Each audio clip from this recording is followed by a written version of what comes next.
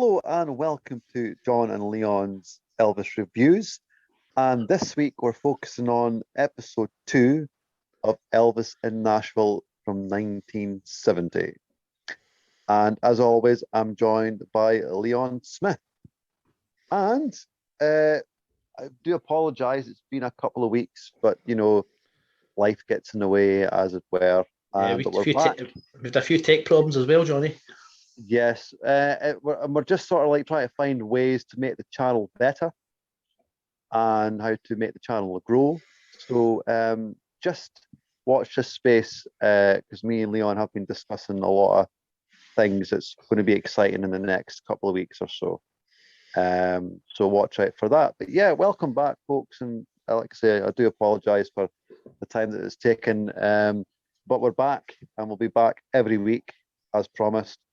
And as promised, we're back with this one. I know people have been waiting for this one, and we did put up a little coming soon thing a couple of weeks ago. So yeah, we're back to 1970, and it's me and Leon's comfort zone. It's great. It's great to be back here. Yeah, It is. yeah. It is good. Yeah. And it's songs. Be honest, I've chosen personally myself this week. From those sessions, I think. Leon, you kind of picked the last ones. I think that was more what you wanted to review and stuff like that. And I thought I wanted to take a few from because it gives both sides to our sort of fanship, doesn't it? Like what we like, definitely. like what we like as separate fans as well. Yeah, it's 5 songs again in this episode, 1970, and as we explained in the last video that we did about it, it'll be in a number of episodes because like there's 37 masters to cover, and so it'll take us a good while. So what's the first song we're going to review from these sessions then, Leon? Well, the first one, but we're going to do them in chronological order, John. So the first one that you chose was from the first day of recordings on the 4th of June. And it was actually only the second song they actually recorded that day, and that was "I've Lost You." Yeah, a brilliant song, and I think a lot of us, like yourself, Leon, was used to the live version from That's the Way It Is. Yeah, that being, of course, of course, RCA decided in their wisdom that it was the live version from the 11th of August dinner show that they would use on the That's the Way It Is album. And although they released the studio version as a single, they kind of shelved that on an album. And it really, apart from it, because the album sold so well, it's the studio one that, and plus, of course, seeing it on That's the Way It Is as well, that's what people automatically associate it with. And it's the same song, but the arrangements are completely different as well. So they could be classified as 2 different songs in their own right, because obviously one's live and one's recorded, and then obviously there's verses being taken out on the live version and stuff like that. So to me, I can listen to the studio version and the live version back to back and not think it's the same song because they're different. They're totally different to each other, I think the studio version is a bit more melancholy than the live one is. Yeah, it definitely is. Faster, and I don't think the studio arrangement would have came across as well as the live arrangement would have. I don't think so. What do you think of Elvis omitting that second verse in the live version? Never liked that. I've never liked the verse. I feel to me, but as I said at the beginning there, I was used to that version for years, like the live version, and then all of a sudden there's this other verse that you need to learn as an Elvis fan. You know what I'm saying? Like, it's like, and like I've seen me like in the karaoke bars or whatever, and someone will say, "Oh, that's the live version. Remember to sing that one properly." I'm like, "Well, yeah, because that's what we're used to anyway." Depends on what version you want to sing, and it could be quite confusing because like, is that one got the verse in it or it hasn't?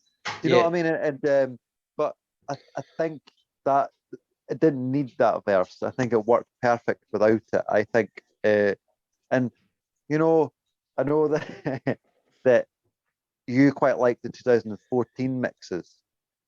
Yes. From the from the live stuff. I don't mean the recorded stuff. I mean from the live set. Yeah. And it takes out that oboe at the start. Yeah, the cor anglais. Yeah. And I quite like that though, and it's a little bit out of time, out of sync, but I don't know. I look for it now. I really do, but the production's a lot better. You know what I mean on the 2014, but you know, See, they've made it more piano rather than that instrument at the start. I think it's only because they felt they had to, because I felt they had to. I suppose had to is subjective, but on that 2014 set, remember that's not the only correction that they made. They corrected Elvis's "And You've Lost That Loving Feeling" from the 11th of August dinner show, where he messes up the lyrics. They actually fixed that as well. So, which I think is a bit unnecessary because it's a live environment. I can kind of get why do that. Yeah, I don't get that either. But I think that's different from what we did with "I've Lost You." All they did with "I've Lost You" is they brought the piano up, which basically just it kind of hides that oboe, the cor anglais that you're talking about, that got out of time. So they've not really done anything to the track that wasn't already there. With "You've Lost That Loving Feeling," they fixed Elvis's vocal because he made a mistake with the lyrics. But in that version of "I've Lost You," all they've did is change the mix and moved it around. And they also did it with changing the mix with "I Just Can't Help Believing" as well. But what they did with that was they brought the strings up and brought the brass down. But what that does is it makes it sound more like the version, the mix from the movie, which I get, which is nice. But what this kind of shows us is that essentially between the album, the movie, and the single, we have three different versions. Because, but I don't know. See, I think that MGM should have used the dinner show version for two reasons. Obviously, one, if you have that mistake with the oboe, I don't think if anybody noticed that who was producing. That's the way it is. I don't think anybody. Then you've got the mic feedback issue as well. Exactly right, where Elvis is throwing you, but you see he raises his eyebrows and his eyes at an audience member because it's kind of thrown him a wee bit. Plus, I just think that if the version from the 11th of August dinner show is good enough for RCA to use as the master track on the album, then and I think it's a far better. I just think it's a better. I think Elvis sounds better on it as well, but that's just a personal opinion on that.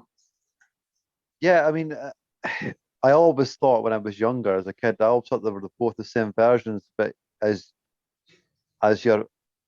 when you're a fan and you get better at noticing the little tweaks and stuff like that, no, they're actually different tracks altogether.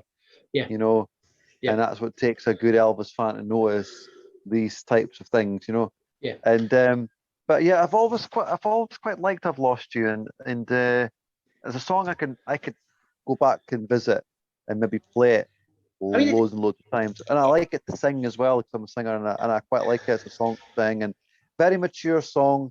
And we've spoke about this before about the maturity of Elvis within these sessions and how mature he'd become as a man in his personal life by this point. Yeah, and it's a nice song to maybe par with 20 Days and 20 Nights. It's got that kind of maturity in there. Yeah, well, it is that sort of type of song, as you say, John, that Elvis liked to get his teeth into at that period in his life. It's got a catchy melody, and it's got a chorus that Elvis can attack with that power that he's now got and that he's developed in his voice coming into 1970. I also think that it done quite well as a single. I mean, number 6 in Belgium, number 9 here in the UK. So I think, it's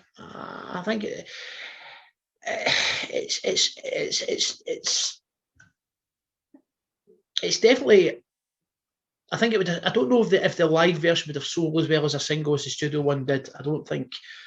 No, I think. No, I think, and especially for a UK audience, I think because our taste I feel that our Elvis tastes are a little bit different to the ones overseas, like America and whoever else. But I think, each country has got their own type of uh like fan base, and they might like different stuff to what we do. And because although he had the same number of ones, but he had different number of ones here than he did in America. Yeah. Different songs reach different places in the charts. Yeah.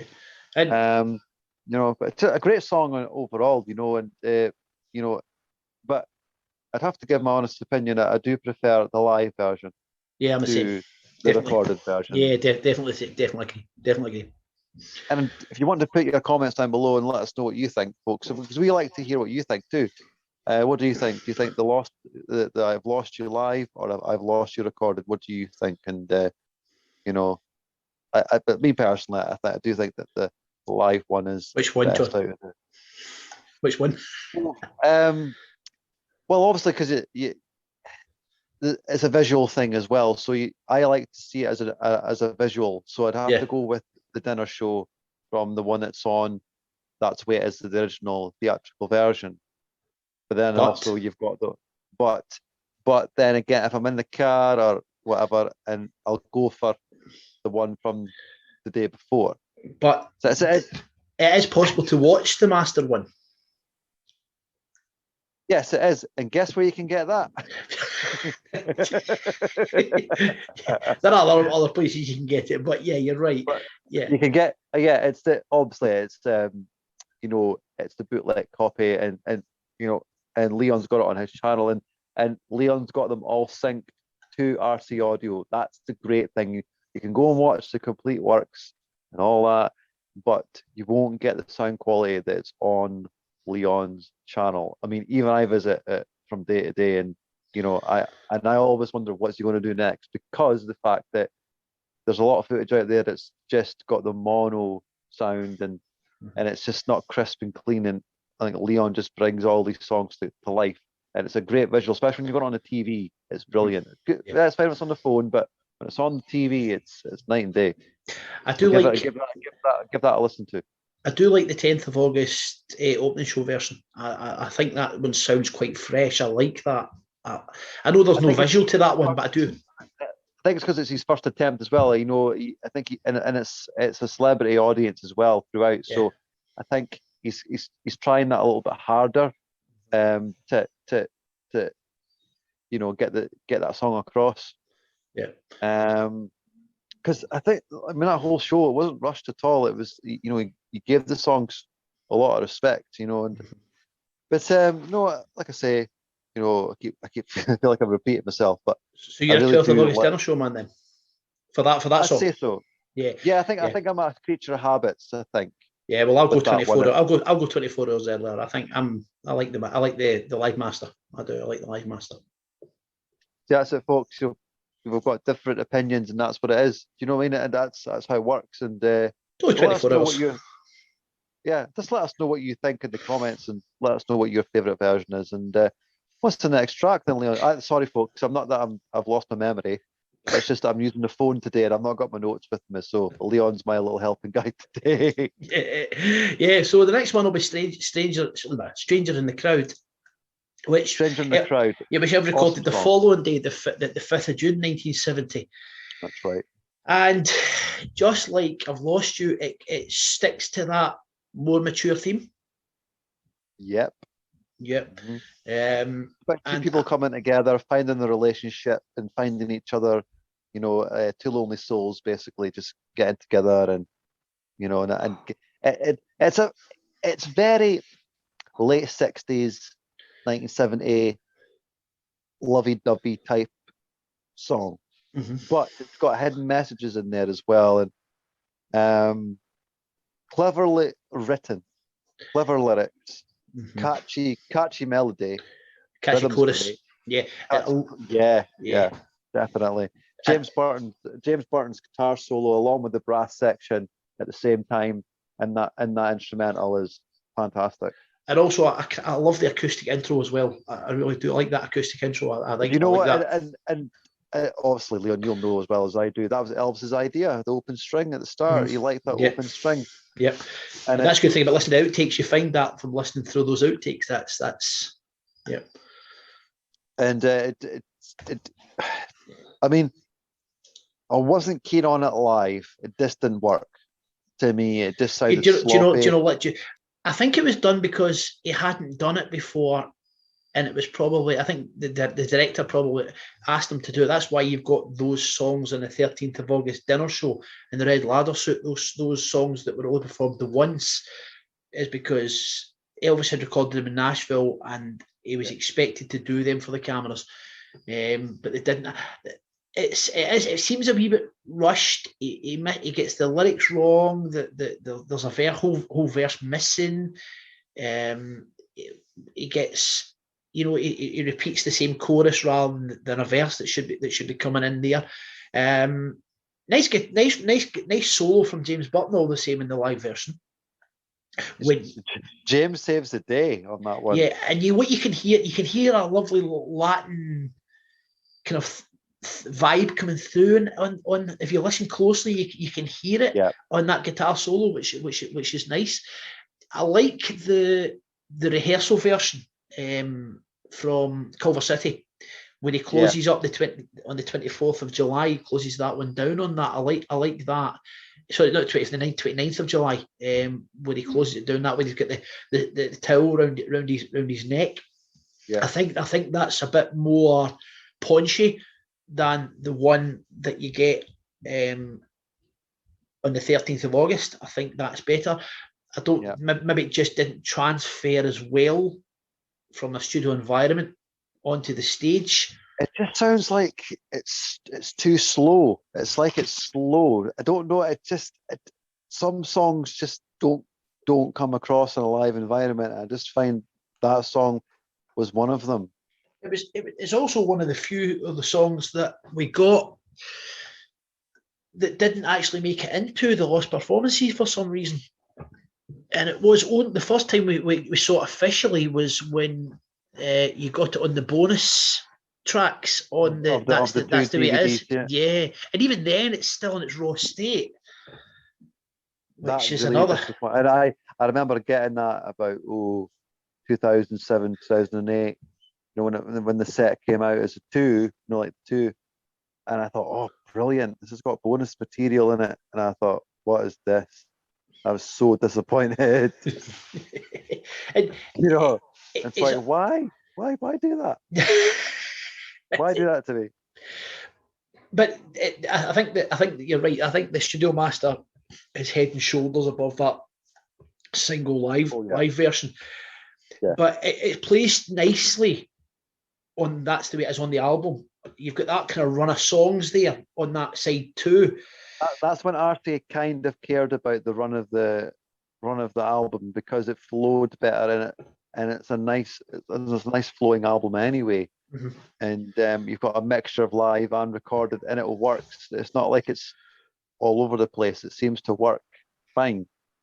But yeah, I think that's probably like, there you've got I've Lost You, then you've got Stranger in the Crowd. It's edging towards That's the Way It Is album. You know what I mean? I really do like the album, and I know it's your favorite of all time. Mm-hmm. And it's such a brilliant album growing up as a kid. And it's one of those songs. It's that song that stuck out to me in the album, definitely. Yeah, I just think the flow of that album altogether is probably one of the best that they ever did. I just think the way that it does it is just, if only as you said it a minute ago, John, if only they'd taken that much care all the time to do that, I mean, you said you start that side B with You've Lost That Loving Feeling, then you've got I've Lost You, so that's the live tracks then finished.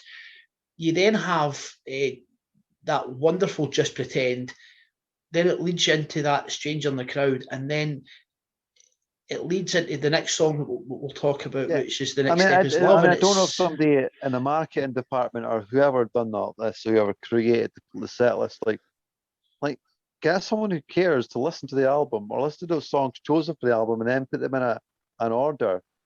that's a nice flow to listen to. Yep. You know what I mean? Because you get to say it. You get the only album that really flowed good after that album, I would say, was Promised Land. Promised Land flowed really well. It did. Opened up with a really paunchy song, and then it mellowed, and it brought in those fast songs when it was needed. It's just whoever was in charge of the marketing at the time, it was a hit or a miss, really, and that's unfortunate that I think that's why Elvis gets slated in the 70s, because of those type of issues. It's not Elvis as the artist, it's about how the albums were marketed and etc. and how the songs and the albums were displayed to us as fans, or whoever was consuming the album at the time. No, I think you're right. I think you're absolutely right. And one last thing I should mention about Strange on the Crowd, I think what's really important to mention here is that I think what Elvis does, and it wasn't always the case, even later on in this session, plus later in the 70s, is that his vocal is extremely well judged in this, and there's no overuse of the power. I think the power's there, but he judges it to absolute perfection, and I think that's one of the nuances of that particular song, that particular recording. But what do you think, John? Is it? See, I always say that Just Pretend was never meant to be any more than an album filler. Do you think the same for Strange on the Crowd? Do you think Strange on the Crowd could never have been hit material? Do you think? Don't think so. No. You don't think it's commercial enough? No, and that's the thing with that, the way it is, right? I'm gonna have a blunt opinion on it, and to be, I don't think any of the songs from that. Yeah, you've got like Just Can't Believe, and then you don't have to say you love me, right? But although most of them were all album tracks, let's face it, right?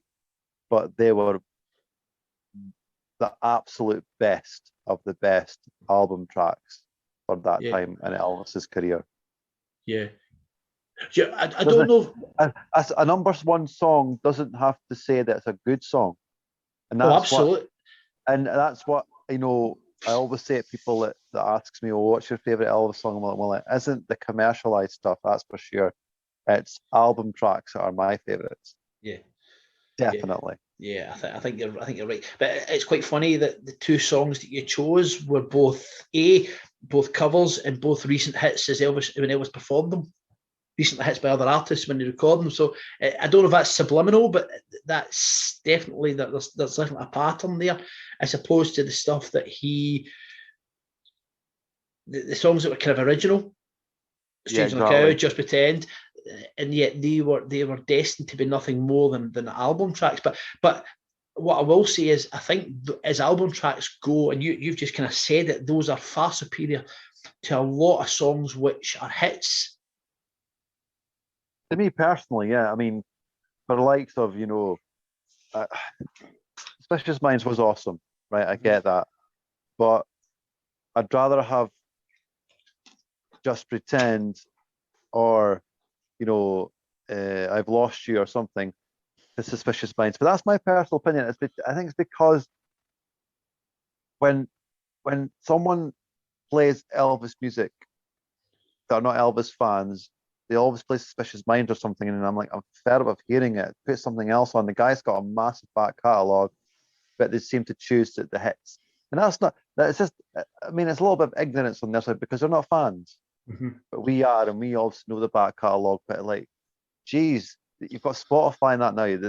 There's no excuse for you not to listen and delve more. You've got easy access now. It's not like you didn't have that album or you don't have it in your collection. It's at your fingertips. Go and find them. They're there for you to listen to. Yeah, absolutely. I'm fed up. Sometimes you get fed up educating people on Elvis sometimes, because it's like, it's easy. Just find it. It's there. It's there for you. A tiny wee bit of research, you're right. So we move on from Strange on the Crowd, and then you've picked, which is actually the next track on the next bit of his album, The Next Step Is Love. Love that song. Well, I'll tell you how much I like that song. That is my ringtone on my phone. The studio version of that is a ringtone on my phone. I know it is. Yes, you do. Yes, you do. We've been recording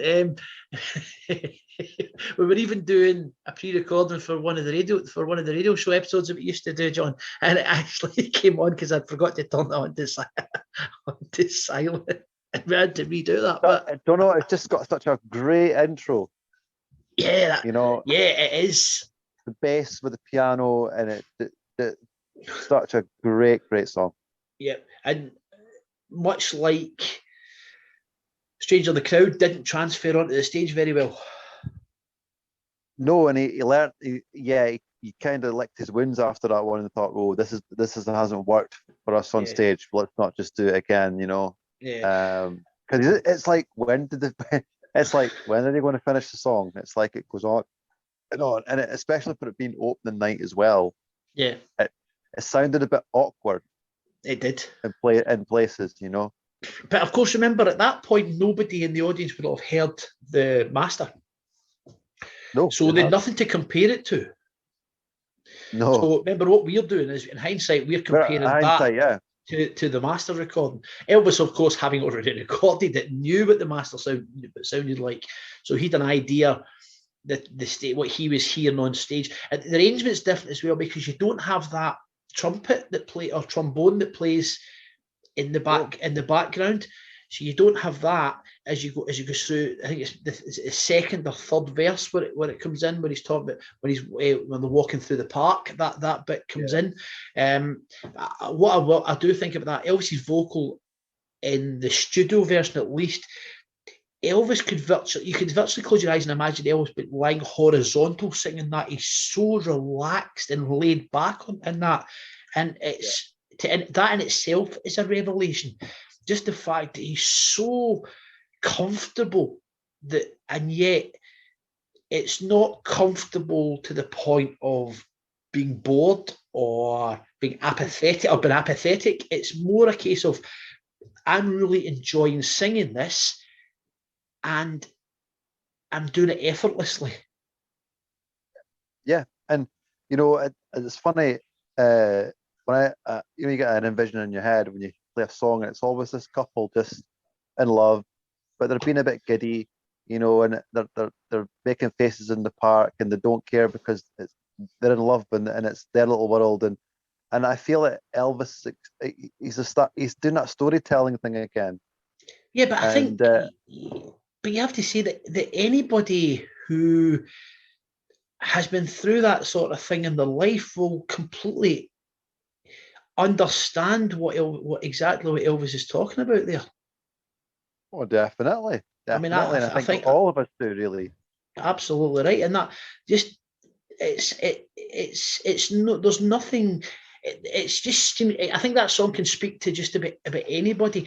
But do you know, I mentioned there that, well, first of all, what we should say is that 7th of June, Elvis recorded this song, and it's first of the next two songs we'll speak about after this were both recorded on the same day.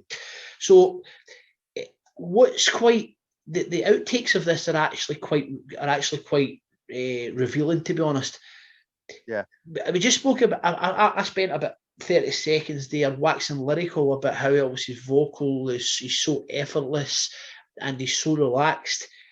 But if you listen to the outtakes of that, that's not how the song was at all. Elvis was really, really struggling with the phrasing of that song to the point where you could hear him really getting really frustrated with the song.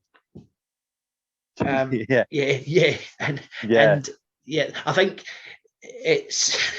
it really is definitely worth a listen. There's no two ways about that, because it shows that as professional as Elvis was, that he just couldn't get his head around that phrasing. It's almost like a triple that he does on it, that bit. Yeah, and he kind of mix. He can't get it right. But to me, it's a lot of lyrics. It's a lot of lyrics for one note. Yeah, and it's weirdly written, but written well. And if you've ever heard the FTD set, Writing for the King, like the original songs on there, and it's difficult. It's difficult. It's a difficult song to sing. Not as in using power. It's just all about phrasing. It's phrasing could be just 10 times as hard as hitting notes or whatever, etc. It kind of shows the consummate professional Elvis was, especially at that time, that he stuck with it. And I'd love to have been in the studio as Elvis finally nailed it, because I think you would probably look around the studio and everybody, and you'd just to read everybody's faces as he finally nailed it. That one wee bit that was really getting him. And he had the same problem in 1970 with It's Only Love. The same sort of thing happened with that as well. So it's not as if it was a one-off. And the only reason I mentioned that it's not a one-off, it just shows that as much a genius as Elvis was, that he still had to work hard to achieve perfection.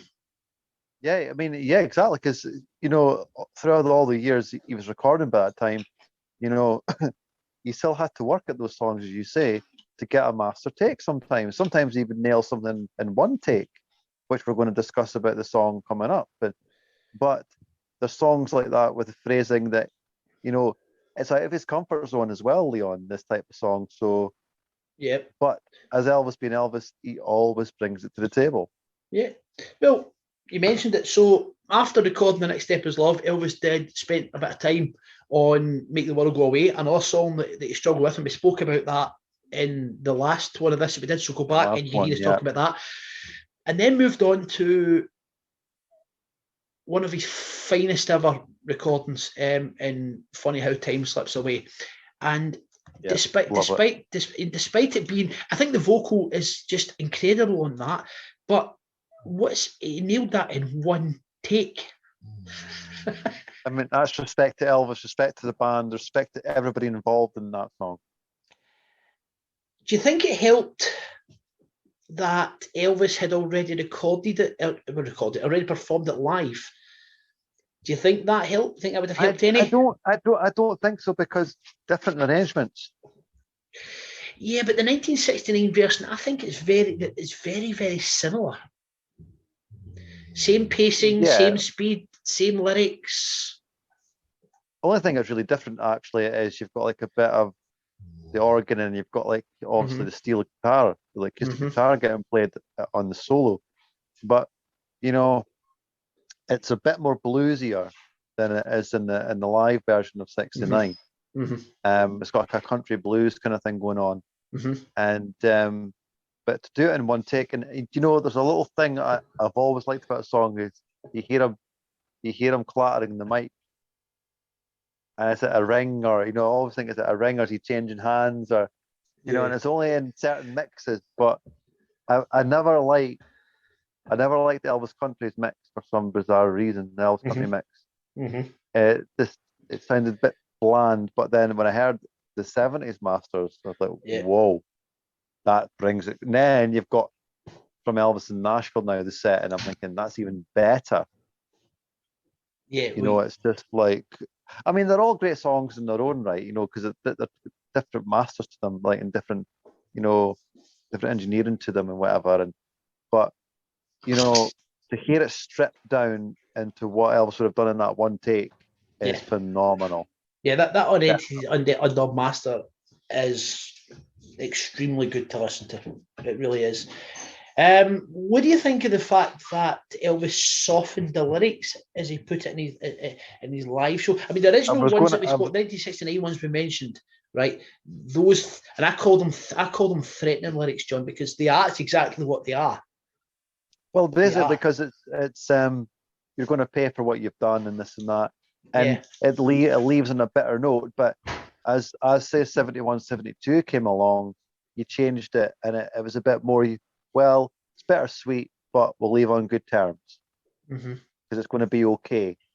But then he changes it to a little bit more softened kind of lyric. See, I think if we put a bit of context on it, and I'm quite sure there's hardly anyone's fan out there who hasn't seen on tour and don't know exactly what I'm talking about.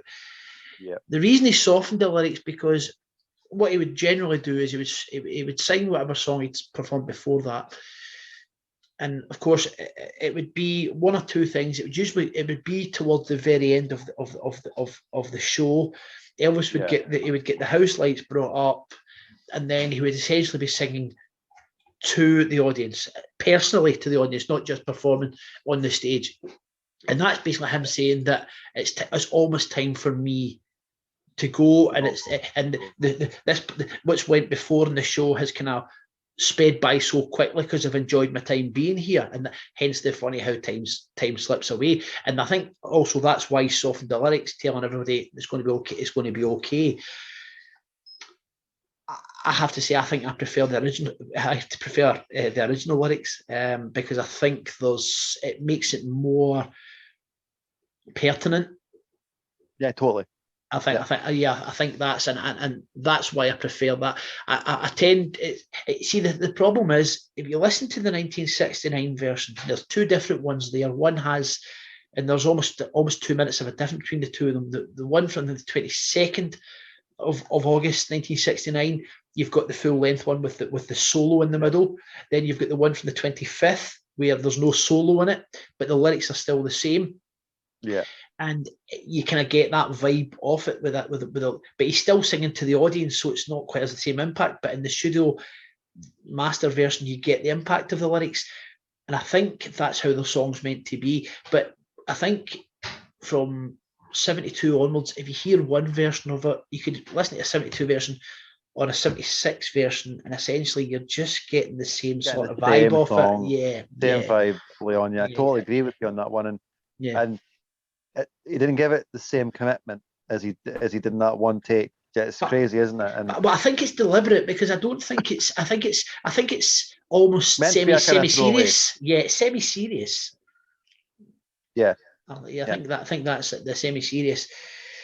So, I think we both agree we'd put that song as one of our favourites. John, would we? Funny Time Slips Away, the studio version of that. Oh, definitely. Probably, I'd say in my top 10. Yeah, but then we move on. Definitely. But then we move on to one of the weirdest choices that Elvis made from Nashville 1970 to remake Love Letters. Now, there's a story behind this, and I think you should all go and give it a listen. It's on YouTube. If I find it, Leon, I'll send it to you and you can put it at the bottom. I'll do it myself and I'll put it at the bottom of the descriptions here. And it's basically the guys that recorded with Elvis in 1970. So this goes hand in hand with what we're doing here on these episodes. And basically, the piano player at these sessions was David Briggs. Now, David Briggs played on Love Letters in 1966, the first time around. And basically, it wasn't Elvis's choice. It was David Briggs that wanted to redo it. He thought he would do a better job on it. And they didn't work hard on it. They just sort of didn't rush it, but they thought, like, let's do this for David. He wants to prove himself that he could play it properly, and as a bit of self-satisfaction for David's point of view. And when it came out, David thought, I never thought it was going to come out, but that's RCA for you. They'll milk everything they can. And by that point, it was on Love Letters from Elvis, and it was a throwaways from the other, 2 albums. But I don't know. It's a guilty pleasure. I have to admit, I really do like it. See, the problem I have with it, there's a couple of problems I have with that, the 1970 version. The 1966 version is absolutely awesome. It really is superb. I think Elvis's vocal is perfect. The original version, it kind of suits his vocal absolutely perfectly. At that time, yeah, it really does. So 1964, 12th of January 1964. So the 25th of May 1966, I beg your pardon. That's when he did it, and it's good, but it was the most commercially viable song he recorded in that, and I think it's a cover of a cover as well. So of course, because the song can go back as far as 1945 to Dick James And then you've got Ketty Lester's 1961 is probably the one that's most well known, apart from Elvis's. But it was a great recording. But I don't think there's any coincidence that the re-recording was the very last song recorded on the 7th of June. Yeah. What I do think, there's obvious sounds of strain in Elsie's voice. I think if you listen to it, you can hear that. And listen, he's done 3 days of intensive recording. This is the final song of that day. Perfectly understandable that that's not a criticism. That's just an observation. I'd also say that where the 1966 version is a bare arrangement, what then happens is Felton Jarvis gets his hands on it, and you get that schmaltzy string overdubs added in post-production.